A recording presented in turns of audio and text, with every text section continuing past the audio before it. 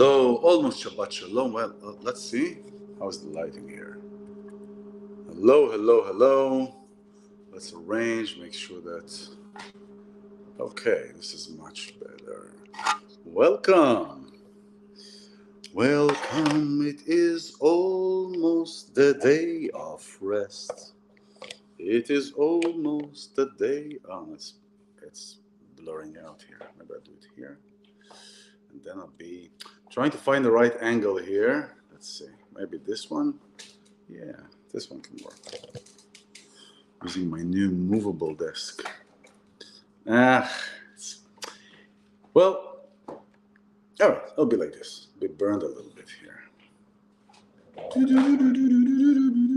You know what? I'll do this. Much better. At the end of the day, this is much better. Maybe if I'll... How about this? Yeah, that's a little bit. It's still blurry. Anyway, you get the idea. By the beach, and the energy of that, the frequency of the environment that we're in. So hello everyone, almost Shabbat Shalom. Every day is a beautiful day. So I want to jump right in, and I want to talk about a sentence that many times we hear. We're being, we use it sometimes other people use it. I want to be burned on the screen.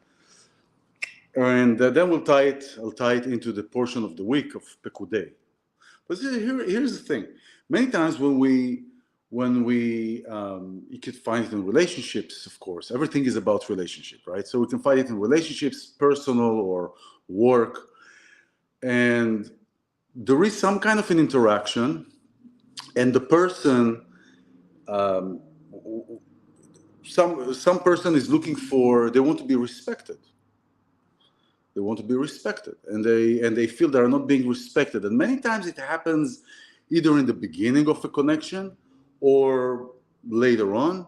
So I want to be respected. And what many times the answer is, respect is earned, not deserved, right? You got to earn your respect. You got to earn, you can't just expect to be respected, right? So I was thinking about this the other day because there were some interactions with people, and then this distinction. And why this comes, because in Judaism, one of the core, it's a Kabbalistic actually, and Kabbalah actually comes before Judaism, so it's like before the faith, before Judaism became Judaism. So there was a Kabbalistic concept and Kabbalistic teachings. And it says every person needs to be respected as a human being. So the reason Judaism, the concept says, kabdeu v'chashdeu, respect him and suspect him. Why respect him? Respect him or her, of course. It's a universal. It's respect the creation, because everyone is a creator. Everyone is part of the creation. Chuck, Shabbat Shalom, Chuck. Thank you for stopping by. So when we say, oh, you need to earn your respect, it's kind of contradicting, because if it's respect him first as a creation, but suspect him because I don't know you really as a person. I don't know what your traumas are. I don't know how you're acting in front of people. I don't know if you have a habit of not telling the truth. I don't know if you have a habit of stealing or taking. I don't know if you have a habit of energetically vampiring you, and there are those that some of them are conscious.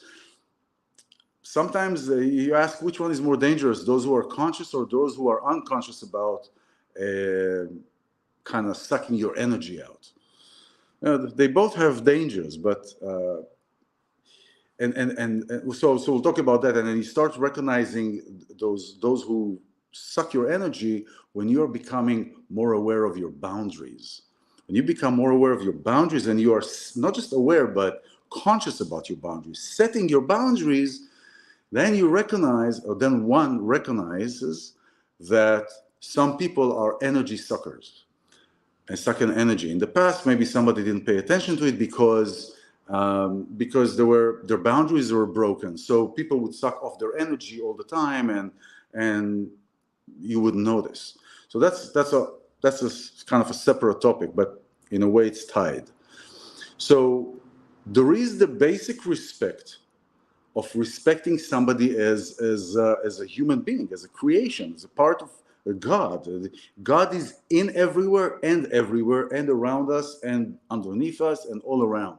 It's like taking a sponge and submerging it into a pool of water. What happens? The sponge has the water in it, around it, and all around it, and every part of the sponge is immersed with water. And this is how we are.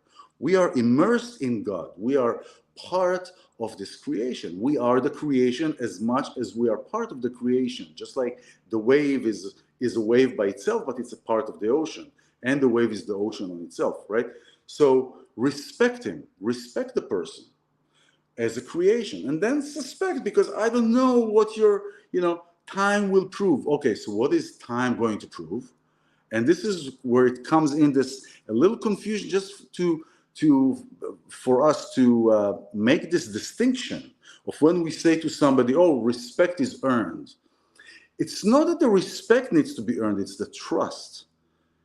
It's the trust and not the respect. Because the respect, you say hello, thank you, you are being courteous, but you say, listen, you got to earn your respect here. You can't just expect to be respected. It's a trust. It's a trust in a relationship. And I'm not talking necessarily about a personal relationship. Fax drop. Okay, hello Yafa, hello Chuck. Fax drop, hello fax drop. Is that a name or just a handle? All right. So you got to earn your respect. Maybe a little. You got to earn your trust. You got to earn my trust. Why? Because I respect you as a human being. I just don't trust you completely until you prove that you are trustworthy, right? Where the word trustworthy, till you prove that you're trustworthy. So it kind of falls good into the concept of Judaism of respect him and suspect him. You meet somebody new, respect him as a human being, the courtesy, the courteous, being kind, being compassionate, but there is this story about this rabbi, very famous rabbi, was in Slovenia, I think. Slovenia, and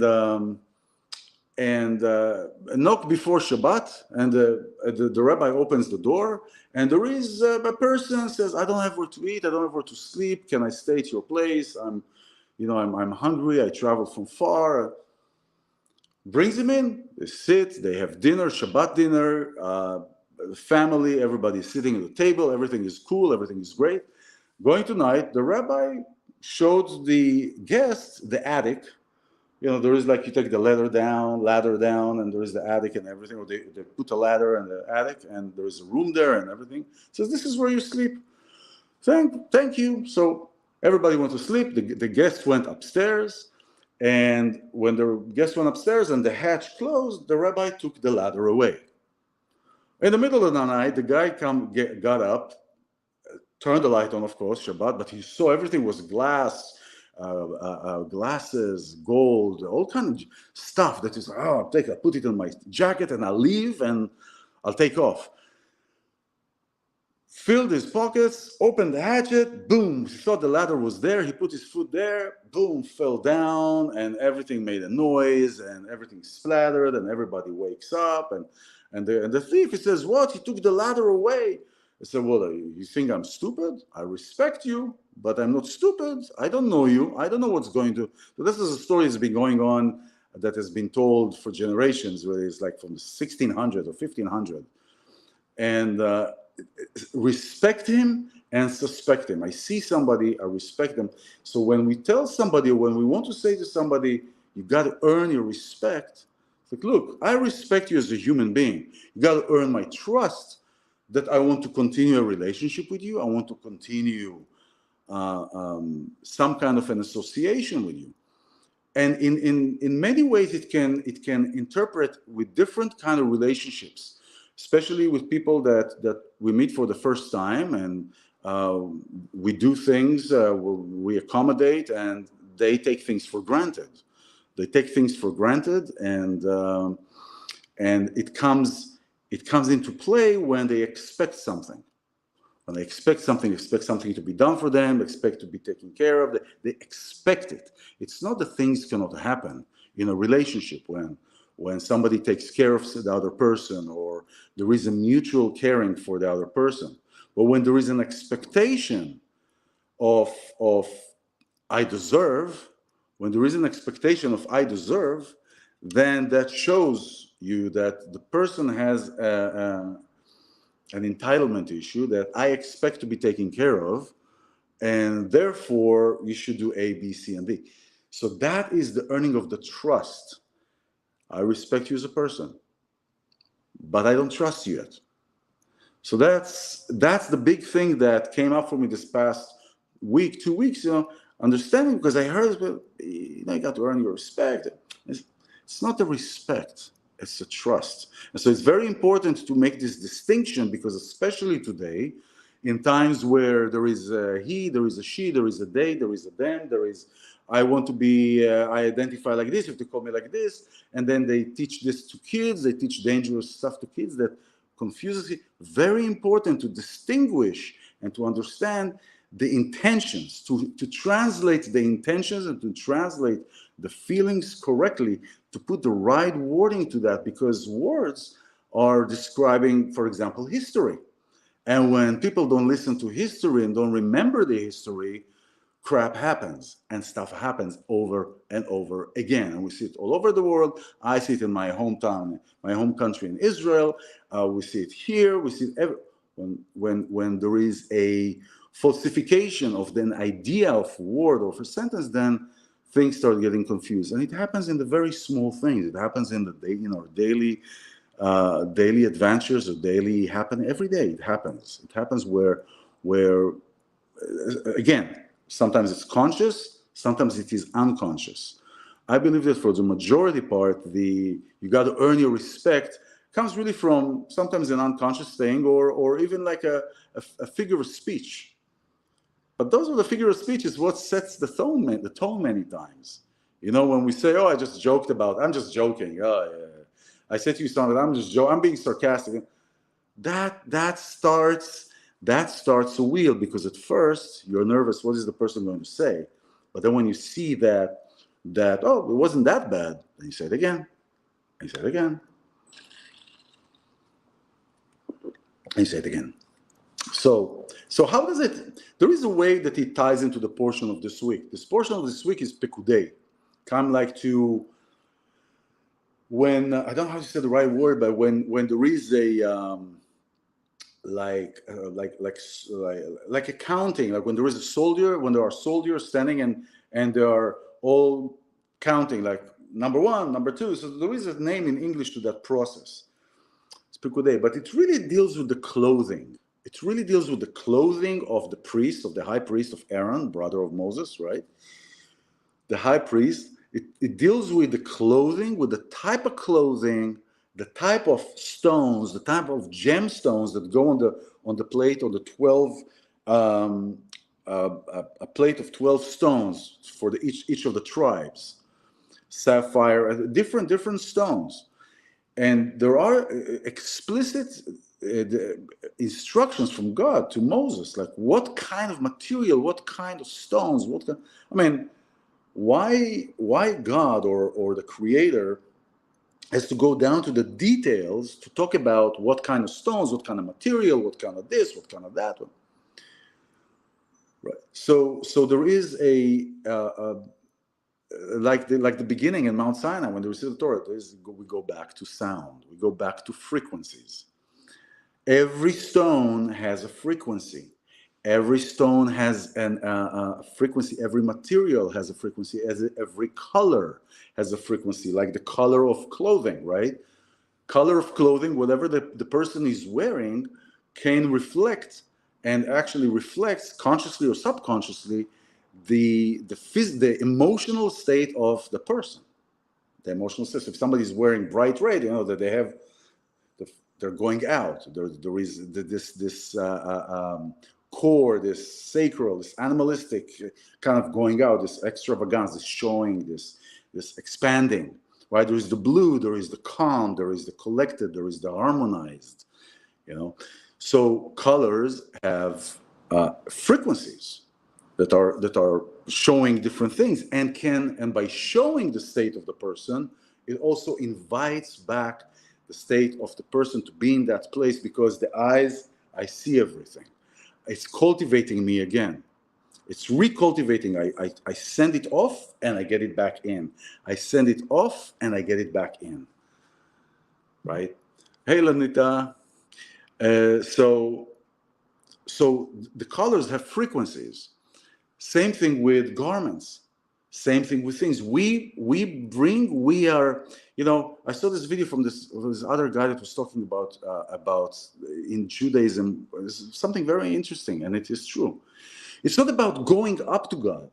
It is in Judaism, we bring God into here. We bring the creation into here. Spirituality is not disconnecting from everything. It's like, well, that's it. I'm going to sit on a mountain. I'm going to meditate with a triangle on my head, and I don't want anything to do with anybody. I'm sitting right there. I'm boom, boom, boom. Don't want to. That is not that. It's my thing. Okay, so. That is not that. It is bringing the spirituality down to here, down to everything that we do, and infusing it with what we do, infusing it with our actions, infusing it with our intentions, infusing it with our thoughts. Think about, in Hanukkah, we have these donuts, right? This Dunkin' Donuts, this sponge, we call them sponge cakes. And we infuse the jam into it. So the sponge cake receives the jam and becomes saturated from the inside, and then it's not just a boring dry ass dough. It's jammy, right? It's jammy, and so it's infused. So we bring spirituality down to infuse everything, with the creation, to fuse everything with God, to infuse everything with His intentions. So colors, garments, gold, sapphire, even choshen, all these stones have certain frequencies. And what do they target? If we go to the sferot, which this is where the chakras are really derived from, the sferot, we have 10 sferot, and then there are 2 above. These are all frequented to the right areas to elicit the frequencies and to inhabit and to harness these frequencies that represent the entire body, the entire creation, everything. And within those frequencies, within those parent frequencies, if you will, there are the sub-frequencies. Sub-frequencies, for example, I don't respect him, respect has to be earned, trust, all these are sub-frequencies and sub-places where we inhabit, the places that we inhabit. So it ties in a way to, everything ties into everything, right? But this idea of I don't, respect is earned, it's actually trust. And so sometimes we want to now again, if you want to respect the person as a human being, but then this person is not respecting you and trashing everything, it's feeling entitled, and there's things that are, you know, I'm a prima donna, you have to do everything for me. Lie, lie, lie, lie, lie, lie. Dance to another music, right? So we start developing this anti kind of thing. But it's interesting, if you look inside, you'll see it's really the trust. Because now, okay, I respect him as a person, he's a nice person, okay, I'm okay, but not for me, right? So, let's see here. What applies, Gina, what applies to one's aura? The colors or the colors? The auras are really a representation of our spiritual place, and it can change. It's not, you know, our auras is not one colors. Yes, it can, and it is, but it's always dynamic because it's so. Like for example, my aura now is different than it was in the morning because it changes. So it is a reflection, but it's not sometimes that we can see it or that it's right in front of us. Some people see that, some people don't see that. I would see colors, but my color is like different. It's different every time. It can change every time. But I was talking about garments. I'm talking about the physical things where we manifest through the physical thing, where we bring spirituality through the physical things. Right? So, like in this portion, is talking about the garments and the stones and the kind of stones to be placed and the measurements and the amounts, and it's all frequented because also some of these rocks have to be created in like 1300 degrees Celsius. That's like right. It's sometimes incomprehensible. So these stones, these rocks, these gems have different frequencies. Think about when you go to a store, a gem store, right? And today I want to buy this gem. Today, why? Because like selenite, right? Because creativity, and every rock has a frequency, just like every color has a frequency, just like a room has a frequency. A person has a frequency. When we inhabit a place of joy, a place of confidence, a place of calmness, or on the other side, a place of dismay or a place of frustration, everything has a frequency. And I am like a TV box, and I broadcast that frequency. And when I broadcast that frequency, when I broadcast sports channel, I'll attract those who want to watch sport at this particular moment in time. Maybe later I'll change the channel, and it'll be different. So that is in a capsule about frequencies and about the respect versus trust. The respect versus. By the way, they have two different frequencies also: respect and trust. It's just like shame. Shame is the lowest frequency in the frequency tables, the lowest one of them. Eventually, everything boils down to shame. Eventually, everything comes down to shame, and there is a shame, and then there is the fear, and so all these are frequencies. These are places to inhabit, and respect actually has a higher. Depends what side we're standing on, what side of the spectrum has a higher frequency than trust. But if we go to the other way, trust has the higher frequency. It's kind of interesting. So it's how we inhabit ourselves and what place within ourselves we are inhabiting, especially when we meet somebody, or when we're in this dynamic of like, I respect this person, but I feel that this person did A, B, C, and D to cause me to, okay, I'm staying away, Maybe this person is sucking my energy. I want to stay away. I respect the person. I'll always say hello. I'll always, you know that, right? We've experienced that. So the difference between respect and trust, and the frequencies of each garment of these feelings of everything. So that's what I wanted to share with you. Let's say hello. So I don't know who Faxtrop. Sounds like a cool name, I guess. I don't know. Chuck, Yafa.